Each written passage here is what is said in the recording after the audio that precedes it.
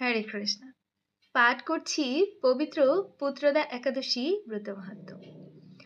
যুধিষ্ঠির মহারাজ বললেন, হে কৃষ্ণ, পৌষ মাসের শুক্লপক্ষের একাদশীর নাম কি? বিধি বা কি?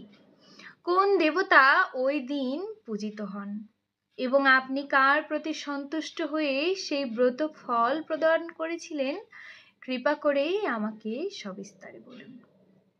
শ্রীকৃষ্ণ বললেন, হে মহারাজ, এই একাদশী পুত্রদা নামে প্রসিদ্ধ। সর্বপাপ বিনাশিনী ও কামদা এই একাদশীর অধিষ্ঠাত্রী দেবতা হলেন সিদ্ধিদাতা নারায়ণ। ত্রিলোকে এর মতো শ্রেষ্ঠ ব্রত আর নেই। এই ব্রতকারীকে নারায়ণ বিদ্বান এবং যশস্বী করে তোলেন। এখন আমার কাছে ব্রতের মাহাত্ম্যর কথা শ্রবণ করুন।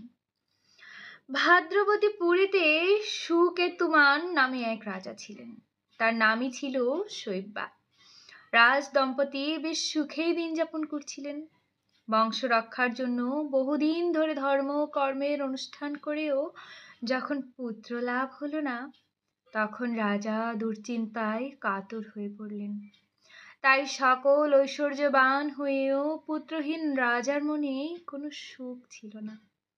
তিনি ভাবতেন, পুত্রহীনের জন্ম বৃথা ও গৃহশূন্য। পিতৃদেব মনুষ্যলোকের কাছে যে ঋণ শাস্ত্রে উল্লেখ আছে, তা পুত্র বিনা পরিশোধিত হয় না। পুত্রবান জনের এই জগতে যশ লাভ এবং উত্তম গতি লাভ হয় এবং তাদের আয়ু, আরোগ্য, সম্পত্তি প্রভৃতি বিদ্যমান থাকে। নানা দুশ্চিন্তায় রাজা আত্মহনন করবেন বলে স্থির করলেন, কিন্তু পরে বিচার করে দেখলেন আত্মহত্যা মহাপাপ।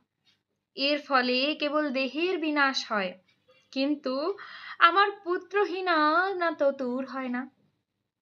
তারপর একদিন রাজা নিবিড় বনে গমন করলেন। বন ভ্রমণ করতে করতে দ্বিপ্রহর অতিক্রান্ত হলে রাজা ক্ষুধা তৃষ্ণায় অত্যন্ত কাতর হয়ে পড়লেন। এদিকে ওদিকে জলধির অনুসন্ধান করতে লাগলেন। তিনি চক্রবাক, রাজহংস এবং নানা রকম মাছে পরিপূর্ণ একটি মনোরম সরোবর দেখতে পেলেন। সরোবরের কাছে মুনিদের একটি আশ্রম ছিল। তিনি সেখানে উপস্থিত হলেন। সরোবরের তীরে মুনিগণ বেদ পাঠ করছিলেন। মুনিবৃন্দের শ্রীচরণে তিনি দণ্ডবৎ প্রণাম করলেন। মুনিগণ রাজাকে বললেন, হে মহারাজ, আমরা আপনার প্রতি প্রসন্ন হয়েছি। আপনার কি প্রার্থনা বলুন।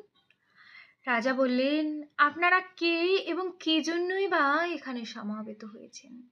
মুনিগণ বললেন, হে মহারাজ, আমরা বিশ্বদেব নামে প্রসিদ্ধ এই সরোবরে স্নান করতে এসেছি। আজ থেকে 5 দিন পরে মাঘ মাস আরম্ভ হবে।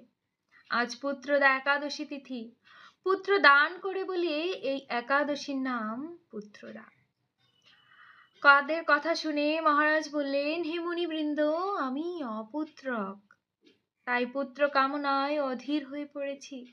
এখন আপনাদের দেখে আমার হৃদয়ে আশার সঞ্চার হয়েছে।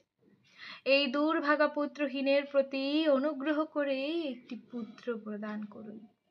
মুনিগণ বললেন, হে মহারাজ, আজ সেই পুত্রদা একাদশী তিথি, তাই এখনই আপনি এই ব্রত পালন করুন। ভগবান শ্রী কেশবের অনুগ্রহে অবশ্যই আপনার পুত্র লাভ হবে। মুনিদের কথা শোনার পর যথাবিধানে রাজা কেবল ফল মূল আদি আহার করে সেই ব্রত অনুষ্ঠান করলেন। দ্বাদশীর দিনে উপযুক্ত সময়ে শস্যাদি সহযোগে পালন করলেন। মুনিদের প্রণাম নিবেদন করে নিজ গৃহে ফিরে এলেন। ব্রত প্রভাবে রাজার যথাসময়ে একটি তেজস্বী পুত্র লাভ হলো। হে মহারাজ, এই ব্রত সকলেরই পালন করা কর্তব্য। মানব কল্যাণ কামনায় আপনার কাছে আমি এই ব্রতের কথা বর্ণনা করলাম। নিষ্ঠা সহকারে যারা এই পুত্রদা একাদশী ব্রত পালন করবে, তারা পুথ নামক নরক থেকে পরিত্রাণ লাভ করবে। আর এই ব্রতের কথা শ্রবণ কীর্তনে অগ্নিষ্টম যজ্ঞের ফল পাওয়া যায়।